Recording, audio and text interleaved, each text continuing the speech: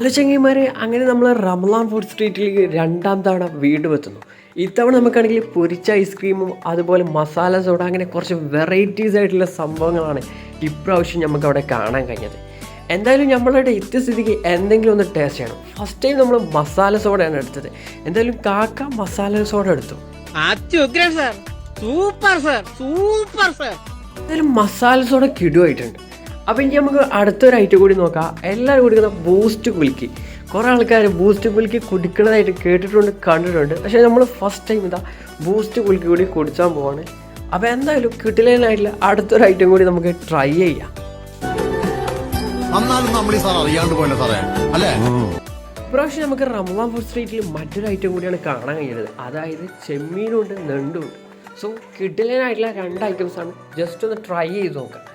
അപ്പോൾ നമ്മൾ കുറച്ച് നേരത്തെ പോയിട്ട് തിരക്കും കാര്യങ്ങളും കുറവാണ്. പക്ഷേ ഇപ്പം കുറച്ച് തിരക്കും കാര്യങ്ങളും വന്നുകൊണ്ടിരിക്കുകയാണ്. അപ്പോൾ നമ്മളൊരു ഐറ്റം കൂടി ട്രൈ ചെയ്യാൻ പോകണം. അതായത് നമ്മളെ മെമ്മറീസിൻ്റെ ബട്ടർ സ്കോച്ച് ഐസ്ക്രീം കൂടി നമ്മൾ ജസ്റ്റ് ഒന്ന് കഴിക്കാൻ പോകണം.